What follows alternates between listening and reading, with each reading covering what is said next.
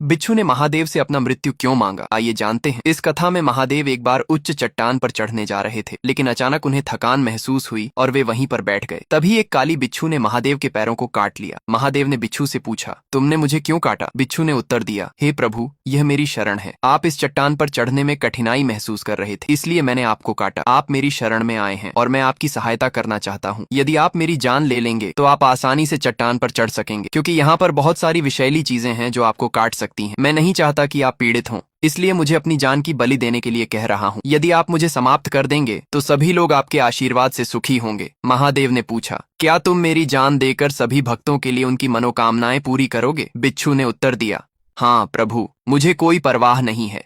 मैं चाहता हूँ कि मेरी जान की बलि देने से सभी भक्तों को आशीर्वाद मिले और उनकी इच्छाएं पूरी हों। महादेव ने कहा, ठीक है, मैं ऐसा करूंगा, लेकिन मैं कभी भी अपने भक्तों को दुख नहीं पहुंचाता। मैं उन भक्तों की हमेशा रक्षा करता हूं जो मेरे प्रति सच्चे होते हैं। तुम मेरे सच्चे भक्त हो और मैं तुम्हारे साथ रहूंगा। कोई भी तुम्हें नुकसान नहीं पहुंचा सकता। इसके बाद महादेव ने बिच्छू का रूप धारण किया और पहाड़ पर चढ़ने लगे। वे चढ़ाई के दौरान सभी भक्तों को आशीर्वाद देने लगे और उनके आंसू पीने लगे। फिर महादेव अपने असली रूप में प्रकट हो गए और बिच्छू से कहा, अगर कोई तुम्हारे साथ बुरा करेगा या तुम्हें दुखी करने की कोशिश करेगा तो मैं उसकी सजा दूंगा, लेकिन बिना कारण किसी को नहीं काटूंगा। बिच्छू ने आंसू बहाते हुए कहा, प्रभु, मैं आपकी आज्ञा से कभी भी बिना कारण किसी को नहीं काटूंगा। महादेव ने बिच्छू को आशीर्वाद दिया और कहा, तुम मेरी सच्ची भक्ति हो और तुम्हारे अंदर महान शक्ति है। यदि तुम बिना कारण किसी को काटते हो तो उस दिन तुम्हारी शक्ति समाप्त हो जाएगी। इसीलिए बिच्छू ने महादेव की आज्ञा का पालन करते हुए कभी भी बिना कारण किसी को नहीं काटा। वह महादेव के साथ घने जंगल की ओर बढ़ने लगा। महादेव ने उसे आशीर्वाद दिया और कहा, जो कोई इस कथा को देख रहे हैं उसने लाइक और सब्सक्राइब नहीं किए हैं